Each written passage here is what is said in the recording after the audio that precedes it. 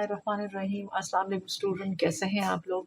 आप देख रहे हैं अपना यूट्यूब चैनल क्लासरूम कोच और मैं हूं आपकी कोच। और कल से मैं आपको एक नए सब्जेक्ट के साथ मैं आई हूं और वो है हमारा साइंस। और हम साइंस पढ़ रहे हैं क्लास 6 की।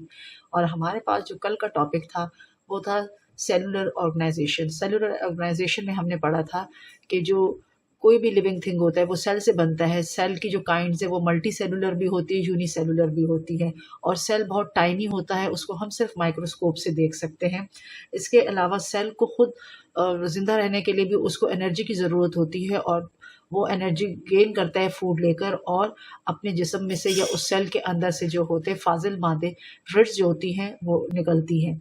लेकिन सेल्स जो होते हैं सिमिलर भी होते हैं और डिफरेंट भी होते हैं। हमारे पास प्लांट और एनिमल सेल के बारे में कल हमने बताया था, उसके बारे में हमने सिमिलरिटीज़ और डिफरेंसेस पढ़े थे। जिसमें हमने सिमिलरिटीज़ में पढ़े थे कि दोनों सेल में वैक्यूल भी पाया जाता है, और प्लांट और एनिमल सेल में साइटोप्लाज्म पाया जाता है, और प्लांट और एनिमल सेल में सेल मेम्ब्रेन भी होता है, और प्लांट और एनिमल सेल में माइटोकॉन्ड्रिया भी होता है। इस तमाम चीज़ों की डिटेल कल मैं आप लोगों को दे चुकी हूँ। डिफरेंसेस में हमने पढ़ा था कि जो प्लांट सेल है, प्लांट सेल में सेल वॉल होता है, जबकि एनिमल सेल में सेल वॉल नहीं होता। और हमने ये पढ़ा था कि क्लोरोप्लास्ट जो होता है वो प्लांट सेल में होता है और एनिमल सेल में नहीं होता। इसी तरह वैक्यूल जो होते हैं, प्लांट सेल में जो होता है एक बड़ा वैक्यूल होता है, लेकिन एनिमल सेल में वैक्यूल होते हैं लेकिन एक से ज़्यादा छोटे छोटे वैक्यूल होते हैं। और फंक्शन दोनों सेलों में उनका काम एक जैसा ही होता है। अगर आप लोगों ने मेरी पिछली वीडियो नहीं देखी तो उसका लिंक इस वीडियो की डिस्क्रिप्शन में दे दिया गया है, आप वहां से जाके देख सकते हैं। वीडियो को लाइक, शेयर और सब्सक्राइब करना मत भूलिएगा।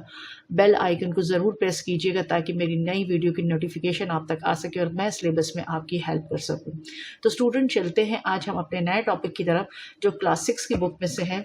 और वो हमारा आज का जो नया टॉपिक है, कल के टॉपिक में जो हमारे पास टेस्ट योर सेल्फ के क्वेश्चन है वो मैं थोड़े से आपको डिफाइन कर देती हूँ। हमारे पास क्वेश्चन है टेस्ट योर सेल्फ के, why is the nucleus called the control centre of the cell. यानी न्यूक्लियस को हम कंट्रोल सेंटर क्यों कहते हैं सेल के लिए।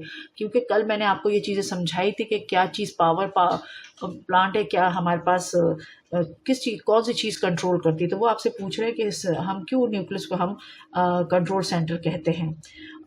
इसका क्वेश्चन नंबर 2A पार्ट है, व्हाट इज साइटोप्लाज्म, यानी कि साइटोप्लाज्म क्या है। तो इन चीज़ों के जो क्वेश्चन है इजीली आपको पेज नंबर 2 के जो डिफरेंसेस और सिमिलरिटीज है उसमें से आपको मिल सकते हैं। इसका जो बी पार्ट है उसमें है व्हाट इज इट लाइक, यानी ये जो बी पार्ट है वो लिंक कर रहा है आपके ए पार्ट से। ए पार्ट में वो आपसे साइटोप्लाज्म के बारे में पूछ रहा है कि साइटोप्लाज्म क्या है, और बी पार्ट में कह रहे हैं कि वो कैसा होता है, साइटोप्लाज्म की शेप शक्ल कैसी होती है। तो ये सारे के सारे जितने भी आपके शॉर्ट आंसर हैं, अगर आपको पेज नंबर 2 और 3 समझ आया है तो उसमें से आपको इजीली आप इन क्वेश्चंस को निकाल सकते हैं। अब हमारे पास जो क्वेश्चन नंबर 3 है वो है what is a cell vacuole, यानी कि सेल में वैक्यूल क्या होता है, सेल वैक्यूल क्या है। तो वो भी मैंने आपको बड़े डिटेल से बताया है। और 4th क्वेश्चन है what happened in the mitochondria, यानी माइटोकॉन्ड्रिया में क्या होता है, कौन सा ऐसा प्रोसेस है जो माइटोकॉन्ड्रिया करता है।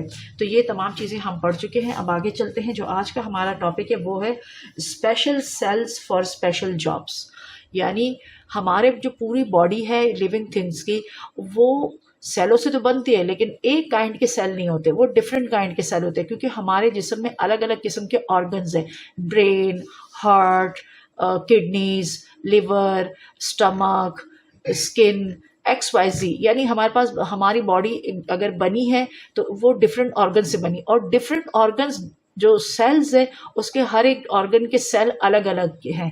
तो उनके फिर जॉब्स भी, यानी जो ब्रेन का काम है वो हार्ट का काम नहीं है, जो हार्ट का काम है वो हमारी स्किन का काम नहीं है, जो लंग्स का काम है वो किडनीज का काम नहीं है, जो स्टमक का काम है वो हमारे लंग्स का काम नहीं है। तो ये जो तमाम ऑर्गन्स है, ये जो तमाम ऑर्गन्स बने हैं ये सेल से बने हैं। और आज हम उसके बारे में पढ़ेंगे कि किस तरीके से ये स्पेशल है और कौन सा है। तो हमारे पास है special cells for special jobs. अब Humans and other multicellular organism are made up of different types of cells. यानी जो ह्यूमन बीइंग है, यानी जो हम इंसान हैं, हम जो बने मल्टी सेलुलर है। मल्टी सेलुलर क्योंकि हमारे अंदर जो सेल वो बिलियन है, यानी कई लाख कई करोड़ सेल से हमारा जिस्म बना हुआ है और वो डिफरेंट टाइप के हैं। Each cell is suited to the job it has to do, यानी हर सेल का ऐसा है कि वो हर सेल की अपनी एक जॉब है। हम ये नहीं कह सकते कि हम अगर फॉर एग्जांपल किडनी का काम हार्ट को दे दे, हार्ट का काम ब्रेन को दे दे, तो ऐसा नहीं हो सकता, क्योंकि हर सेल जो है अपनी अपनी जगह पे काम करता है। तो इस वजह से वो क्या हो गए, स्पेशल सेल हो गए और उनकी जॉब्स भी स्पेशल हो गई। अब आइए हम देखते हैं कि हमारे पास कौन कौन से काइंड के सेल है जिसको हम डिफाइन करेंगे, जिसमें से कुछ तो हम मतलब सेल तो हमारे पास ज़्यादा काइंड के, लेकिन बट हमारे पास जो पहला टॉपिक है वो हमारे पास है पोलन ग्रेन्स। पोलन ग्रेन्स के बारे में आपने छोटी क्लास में भी पढ़ा होगा, जो कि प्लांट्स में होता है। अब पोलन ग्रेन्स क्या है? Pollen grains are cells. Some pollen grains have a sticky surface to help them stick to the bodies of a insect. यानी जो पोलन ग्रेन का जो सेल होता है ना, वो थोड़ा सा इस तरह होता है कि उसके ऊपर थोड़े से यूं समझ लें कि नोकीले से, ये कांटेदार या हुक से होते हैं। अब वो क्या होता है, जब कोई बर्ड या कोई इंसेक्ट उसके ऊपर आता है, बैठता है प्लांट के ऊपर, उस जगह पे बैठता है जहाँ पर पोलन ग्रेन होता है, या वो लीफ के ऊपर, सॉरी वो फ्लावर के ऊपर बैठता है, क्योंकि पोलन ग्रेन वगैरह तो हमारे फ्लावर में होते हैं।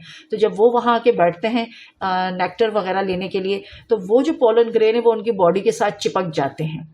वो चिपक जाते हैं जब वो इंसेक्ट दूसरी जगह पे जाते हैं, या वो बर्ड जब फ्लाई करके दूसरे, तो वो जो पोलन ग्रेन के जो सेल होते हैं वो उनके साथ मूव करके दूसरी जगह चले जाते हैं। यहाँ पर अभी है other have tiny wings to enable them to be carried by the wind. Both adaption help in pollination. यानी क्या है, यानी समटाइम यानी हमारे जो पोलन ग्रेन के जो सेल्स हैं वो इंसेक्ट के थ्रू और बर्ड्स के थ्रू जाते हैं, लेकिन समटाइम ऐसा भी होता है कि ये उड़ते हुए भी एक जगह से दूसरी जगह पहुंचते हैं। अक्सर हमने गर्मियों में हवाओं में छोटी छोटी ऐसी उड़ती हुई चीज़ें देखी है जो पोलन ग्रेन होती है वाइट कलर की, और वो एक जगह से दूसरी, यानी इसके एक तरीके से इसके अंदर जो उड़ने का वो भी लगाए होते हैं, विंग्स से होते छोटे छोटे, जो नज़र तो नहीं आते, लेकिन वो हवा के जो क्या कहते हैं डायरेक्शन पे उड़ते हुए अपनी जगह पे पहुंचते हैं और वहां जाके अपना प्रोसेस करते हैं दूसरे प्लांट के साथ मिलकर। तो ये होते हैं पोलन ग्रेन सेल्स हमारे पास हो गए। अगला सेल है हमारे पास एपिथेलियल सेल। एपिथेलियल सेल ताल्लुक किससे है? हमारी स्किन से है। यानी जो हमारी स्किन है ना, ये जो स्किन जिन सेल से बनी है, जिन टिश्यूज से बनी है, इसको कहते हैं epithelial.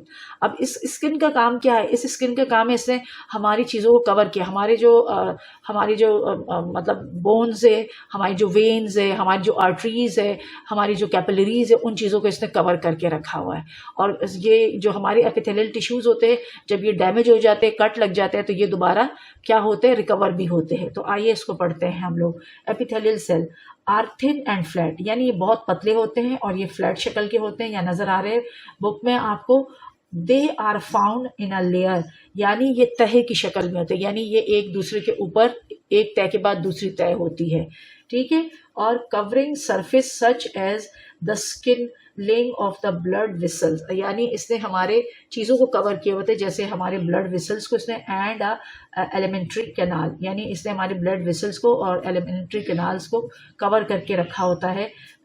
These cells help in protection and absorption, यानी ये क्या करती है, हमारी चीज़ों को क्या करती है, प्रोटेक्ट करती है। अगर खुद आप देखें, अगर हमारी ये स्किन ना हो तो हमारी बोन, हमारी वेन्स, हर चीज़ नज़र आए, और वो इतनी नाजुक होगी कि किसी चीज़ के साथ अगर टच होगी तो बहुत दर्द होगा। समटाइम हमारे हाथ पे चोट लगती है तो स्किन जिस जगह पे नहीं होती तो वहाँ पर काफ़ी तकलीफ का एहसास होता है। तो ये जो स्किन है ये हमारी अंदरूनी चीज़ों को क्या कर रही है, प्रोटेक्ट कर रही है। हमारे पास नेक्स्ट जो काइंड है वो हमारे पास है नर्व सेल, और नर्व सेल का जो ताल्लुक है हमारे ब्रेन से है, और ब्रेन और हमारे क्या है, यानी हमारा जो वर्टिब्रेट है, इन चीज़ों से इसका ताल्लुक है। और आपको पता है ब्रेन से हमारा वर्टिब्रेट के अंदर जो तारे हैं पूरे बॉडी के अंदर गई भी, और हमारा ब्रेन सिग्नल भेजता है पूरे बॉडी को और हम वो काम करते हैं। यानी हमें जिस चीज़ की ज़रूरत है, सिंपल सी एग्जांपल है, हम बैठे बैठे बेदहानी में हमारा हाथ गर्म चीज़ को लगता है तो हम एकदम चौंक जाते हैं, अपने हाथ को पीछे कर लेते हैं। तो ये कहाँ से हमें पता चला? या हमारे ब्रेन ने हमें सिग्नल दिया कि यानी हाथ जल गया है तो पीछे करो। या हमें कोई अचानक ठंडी चीज़ लगती है तो तब भी हम थोड़े से हिल जाते हैं, या जहाँ जिस जगह हम हमारी बॉडी को उस ठंडी चीज़ें टच किए होते हैं तो हम उसको उस ठंडी चीज़ से क्या करते, दूर करते हैं। तो ये जो सिग्नल है, या जो फॉर एग्जांपल हम रिस्पायरेशन कर रहे हैं तो ये भी हमारा दिमाग हमें सिग्नल दे रहा है कि हमने सांस लेनी है, इनहेल करनी है और एक्सहेल करनी है। तो ये जो तमाम प्रोसेस हमारी बॉडी के अंदर हो रहा है, ये सारे के सारे हमारे किस वजह से हो रहे हैं? नर्व सेल्स की वजह से। और नर्व सेल जो होते हैं वो काफ़ी लंबे होते हैं, क्योंकि जाहिर है आपके ब्रेन जो है स्कल में, और पूरे आपके सिग्नल आपके सर से लेकर पाँव तक जाते हैं, तो जाहिर है इन सेल की लंबाई काफ़ी लंबी होती है। Nerve cell have long thin fiber which carry messages from one part to of the body to another। यानी ये मैसेजेस पास करता है, सिग्नल देता है कि क्या करना है। जैसे अभी मैंने कुछ 2-3 एग्जांपल्स दी कि अगर हाथ जल जाता है, हाथ को ठंड लग जाती है, कट लग जाता है, चोट लग जाती है, तो हम फौरन कोई एक्शन लेते हैं। तो वो जो मैसेज आया वो ब्रेन से आया। अब पाँव पे हमारे चोट लगती है, पाँव पे हम यानी पाँव के हमारा जो पाँव का जो थंब है या पाँव के हमारी फिंगर्स है उसमें भी चोट लगती है, तो हम फ़ौरन अपना पाँव वहाँ से खींच लेते हैं, वहाँ से हटा लेते हैं। अब आप खुद सोचें कि कहाँ से हमारा नर्व सिस्टम शुरू हुआ और कहाँ तक गया है।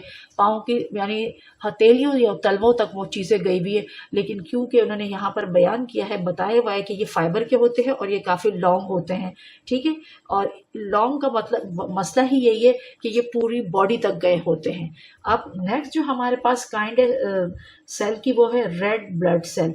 अब रेड ब्लड सेल का काम क्या है? रेड ब्लड सेल जो होते हैं, यानी आपको पता है कि हमारे ब्लड में जो प्लाज्मा है, जो खून है, वो किसी एक चीज़ से नहीं बना, ठीक है ना। उसमें अलग अलग वाइट सेल भी है, प्लेटिलेट्स भी है, प्लाज्मा भी है और रेड सेल भी है। जो रेड सेल का कैरेक्टर है या काम है या जो उसका फंक्शन है, वो क्या करता है? वो ऑक्सीजन लेता है, यानी ब्लड के अंदर ऑक्सीजन लेकर वो पूरी बॉडी को ऑक्सीजन देता है। ये काम किसका है? रेड ब्लड सेल्स का है। Red blood cell carry oxygen around the body. They have a large surface area which enable them to pick up lot of oxygen. जाहिर सी बात है, अब हमारे जो बॉडी है उसके अंदर बिलियंस ऑफ सेल्स है। अब हर सेल को क्या चाहिए? एनर्जी चाहिए। और एनर्जी के लिए जो वो अगर हम खुराक लेते हैं तो खुराक के साथ साथ हमें किस चीज़ की ज़रूरत है? ऑक्सीजन। तो हमारे हर सेल तक ऑक्सीजन पहुंचाने का ज़रिया क्या है? Nerve cell. अगर ये नर्व सेल हमारे जिस्म में ना हो तो हमारी पूरी बॉडी में यानी हमारी ऑक्सीजन तो फिर सिर्फ लंग्स तक रहेगी, कहीं और तो जा नहीं सकेगी। जबकि वो ऑक्सीजन को पहुंचा कौन रहा है? Red blood cells. ये जो रेड ब्लड सेल है, इनका सारा काम है सर्कुलेशन करना ऑक्सीजन की पूरी बॉडी में। हमारे पास जो लास्ट टाइप है वो है मसल सेल्स। अब ये नहीं मसल सेल यानी हम अब फॉर एग्जांपल हम अपने बाजू को हिला रहे हैं तो ये कॉन्ट्रैक्ट और हमारे पास हो रहा है या एक्सट्रैक्ट हो रहा है, आगे पीछे हो रहा है। तो ये जो हमारे पास ज़ाहिर है हमारे जो बॉडी है, बोन्स के बाद उसके ऊपर मसल्स हैं, बहुत सारे मसल्स हैं। अब वो जो मसल सेल है वो उनका काम ही यही है कि हमने अगर हिलना जुलना है, समेटना है हाथों को, तो वो उनको कॉन्ट्रैक्ट और एक्सट्रैक्ट करता है। Muscle cells are long and thin with pointed, यानी इनके जो एंड होते हैं वो नोकीले से होते हैं। एंडेड जो होते हैं ना, यानी इनके दोनों सिरे जो होते हैं ना वो नोकीले से होते हैं। These shape help the cell to slide over each other easily as muscle contract and relax. यानी ये जो इन्होंने नोकीले हिस्से इसके इसलिए होते हैं कि ये जब हम अपने बॉडी को किसी बॉडी के या ऑर्गन को हम मूव करते हैं तो वो कभी वो कॉन्ट्रैक्ट भी होता है और रिलैक्स भी होता है।